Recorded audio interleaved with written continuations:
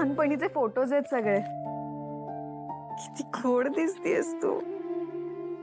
हे बघ, 3 वर्षांची होतीस फक्त. फुगा नाही दिला ना म्हणून नाक फुगवून बसली होतीस. आठवतंय का? आईला आठवतं सगळं. किती खोड दिसतेस काव्या. अगं बघ, हा फोटो बघ. माझी साडी नेसलीस, घरभर फिरायचीस माझी साडी नेसून. मॅचिंग कानातले, मॅचिंग बांगड्या, मॅचिंग क्लिपा, सगळं मॅचिंग लागायचं तुला. इतकी हाऊस होती ना नट्टापट्टा करायची. तुला आठवतंय, एकदा मैत्रिणीचा स्कर्ट घेऊन आली होतीस आणि लपवून ठेवला होतास. मी विचारलं नंतर हे काय, तर म्हणालीस पाय पुसणं आहे. खूप हाऊस होती हा तुला हे सगळं असं स्कर्ट टॉप काय काय घालायची. तेव्हा काहीच घालू दिलं नाही तुला मी.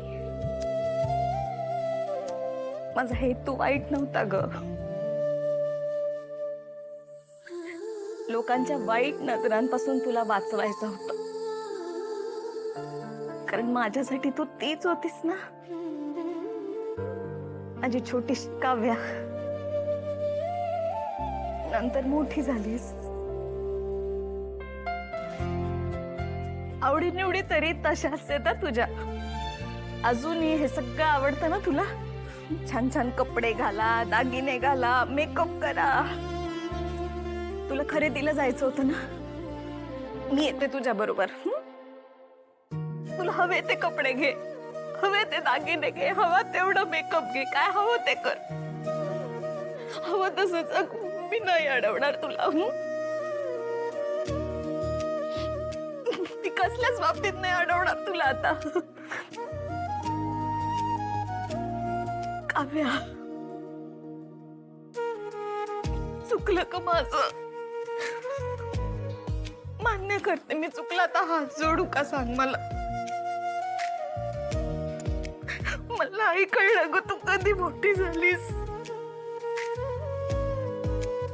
लहानपणी एवढीशी होतीस, बोलता यायचं नाही तुला, तरी तुझ्या मनातलं सगळं कळायचं मला.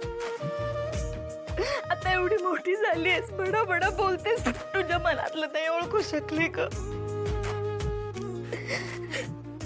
मला माफ कर काव्या. चुकले ग मी, पण आता मला ती चूक सुधारायची. तुझी मैत्रीण बनून राहायचंय मला, फक्त आई नाही.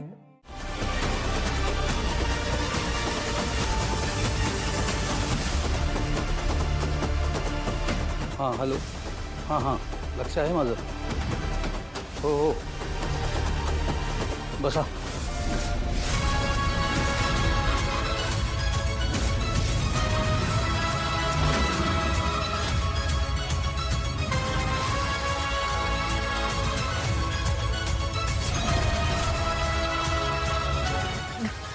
धमकी दिली होतीस ना, भेटायला ये नाही तर फोटो व्हायरल करेन म्हणून. आले मी तुझ्या समोर. हे शरीर बघण्यासाठी हपापला होतास ना तू. बघ ना, बसले मी तुझ्या समोर. मी तीच आहे जिचे फोटो तू मॉर्फ केले होतेस. माझा चेहरा लावून खोटे फोटो व्हायरल करताना तुला काहीच वाटलं नाही का रे? आता का मान खाली घालतोयस? ते फोटो सगळ्यांनी बघितले, त्याच्यावर हसले, अश्लील कमेंट केल्या. कित्येक लोक माझ्याकडे वाईट नजरेने बघतायत. मला मला मला त्याचा त्रास होतोय, तुला काहीच कसं वाटत नाहीये रे? आधी कोणीच ओळखत नव्हतं रे मला. रस्त्यावरून जाताना लोक ओळखायला लागलेत मला तुझ्यामुळे. फेमस झालीये मी. 4 चौघात दिसून न येणारी काव्या आता सगळी गर्दी मलाच बघायला लागलीये. लोक कसे वागतात, कसे बोलतात, त्यांच्या त्या नजरा, त्यांचा होणारा त्रास मुलांना कधीच कळणार नाही. रस्त्यावरून जाताना लोक चांगल्या नजरेने बघत असतील ना तरी असं वाटतं की वाईट नजरेने बघताय. हे सगळं घडल्यानंतर कोणी माझ्या अंगावर हात तर ठेवणार नाही ना ही भीती वाटायला लागलीये मला. हे जे ओझं आहे ना मनावर किती दिवस घेऊन फिरायचं रे आम्ही. लहानपणापासून घरचे सांगायचे की ओढणी पदर जरा जरी खाली सरकू द्यायचा नाही. आणि त्याच तुझ्यामुळे माझं पूर्ण शरीर जगासमोर उघडं पडलंय. काय चूक केली होती रे मी. काय वाईट वागली होती मी तुझ्यासोबत. यातून कसं सावरायचं मी स्वतःला. हे मनावर सगळं चाललेलं कसं कसं सहन करायचं.